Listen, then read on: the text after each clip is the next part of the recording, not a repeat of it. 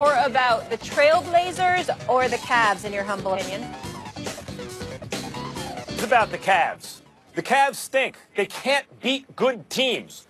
Now, I'll leave the Blazers to you, Stephen A., but we know that they're pretty good, and they'll be a tough out for someone in the Western Conference. But the Cavs were thought to be after the trades. I thought, wow, they just, they beat up the Celtics and then beat up the Thunder, won comfortably right after the trades. They're energized. They have guys LeBron can play with.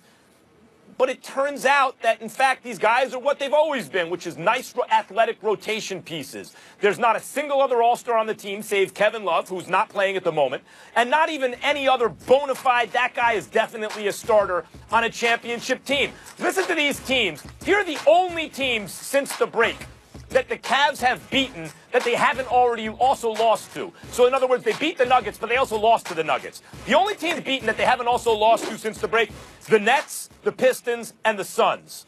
Notice a common theme there? They're no good. Here are the teams that they've lost to. The Cavs have lost to the Clippers, Lakers, and Sixers. All pretty good. None great, but hey, those teams can play. They're 500-ish type teams.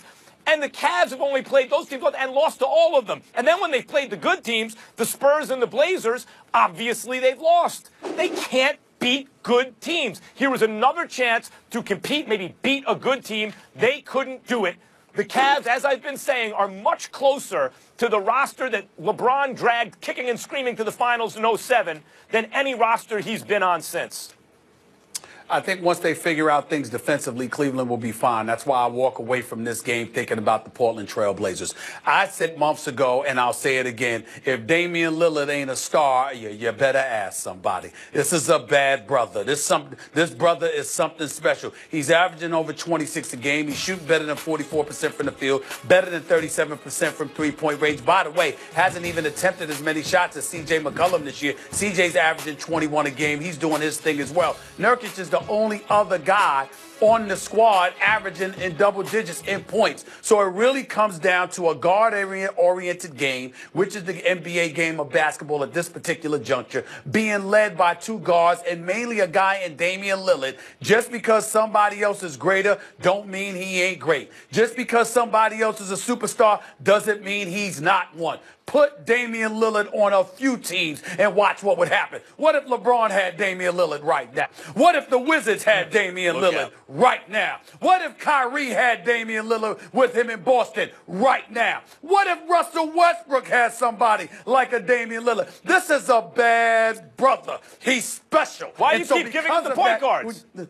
Well, listen, I'm just saying. All I'm saying is it doesn't matter what's the point guard, whatever. Because I consider Damian Lillard a guard. He can play point. He can play off guard because he's going to put the ball in the rack when it counts. This is what he is. He's a Mr. Big Shot kind of dude. Dame time, Dame time. This is what he does. So when you look at their winning streak in the Western Conference, I'm thinking about the fact that they're one of the top 5 defenses in the game. I'm thinking about the guard-oriented play that exists in today's NBA. The fact that this team is led by 2 guards. Your boy Neil O'Shea has done an outstanding job. Terry Stotts has done a great job coaching this team. But these dudes right here, led by Damian Lillard, this team will keep you in a game.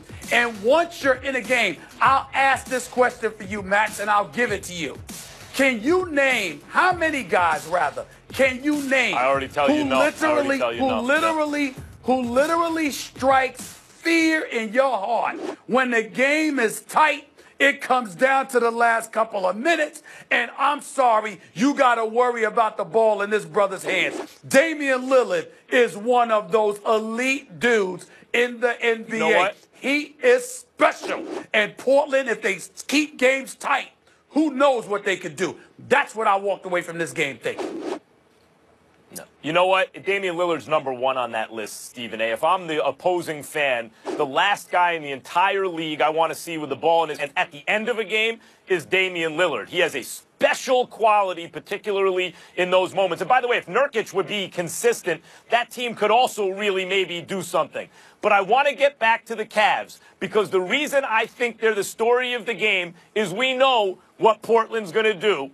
We know what the upper limits of what they can achieve in the Western Conference is, which is to be a tough out for Houston and or Golden State, right? Like that is That's it. Or Golden State. They're a tough out for one of those teams. They ain't beating one of those teams unless there's some catastrophic injury, knock wood, that doesn't happen on one of those other teams. But the Cavs still have plenty of people, including you, who make them the favorites to come out of the East.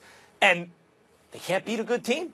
They haven't been able to do it since the All-Star break at all. Stephen A., I want to get into something else because we also saw LeBron and Ty Lue going at it on the bench during the third quarter. What did you make of them getting loud? Not worried about it at all. They had a difference of opinion, and I actually liked it because, listen, LeBron James is a basketball savant. He knows what he's talking about. Might have irritated Tyronn Lue there, no question about it. And it's good that Tyronn Lue stood up for himself and was going back and forth with him, because you don't want to give the impression that you can be punked. And I don't see a punk in Tyronn Lue. Not the Tyronn Lue I know. Not to say that you don't stand down a couple of times when the king is yelling at you. But in the same breath, sometimes you're going to raise up. And that's what I saw from Tyronn Lue last night. But again, you have to listen and take heed when LeBron James is talking about what should be done on the basketball court, because he knows the game. As great as he is as a talent, he actually knows the game of basketball. He could easily be a coach because he's a coach on the floor already. And that's why you have to pay attention to what he's saying. But I don't have any problem with it. These are the things that you got to go through when you're trying to win championships. It's no big deal to me. I think it is a big deal. I don't think this is like Julius Randle and Isaiah Thomas going at it and Luke Walton afterwards saying, I like that passion. At this stage of a team's development, I understand that. In the case of the Cavs, they're bickering because it's a bad team, and this is what happens on bad teams. At least it's a bad team right now. And I saw this on Twitter somewhere, I think it was this morning, LeBron James yelling at his assistant coach. I mean, really, that's the dynamic on that team, let's face it, and that's one of the problems with the Cavs. I'm not suggesting that they should do anything different. I think Dan Gilbert's a terrible team owner. However, in this case of this organization, would I give LeBron everything he wants? Yes, I would, because he's the whole shooting match. When he's not there, they're the worst team in basketball. When he's there, they're among the best until now. But the reason it's not as successful, say, a place like Miami, is because Pat Riley runs the show. The reason I think LeBron would do extremely well in San Antonio is because Popovich runs the show. To get the very most out of LeBron, he should be in an organization with a strong leader on top. And failing that, you give him what he wants, because that's the next best option. But it is, as Stephen A., as I say, suboptimal, and I think this is an example of that. LeBron James knows he's in charge, and that's better than putting someone else in that organization in charge, but not as good as if you have a Pat Riley or a Greg Popovich or a strong leader at the top of the organization. He also knows he's getting better like fine wine, averaging a triple-double since the break. And everybody also knows this will probably be Tyronn Lue's last year in Cleveland.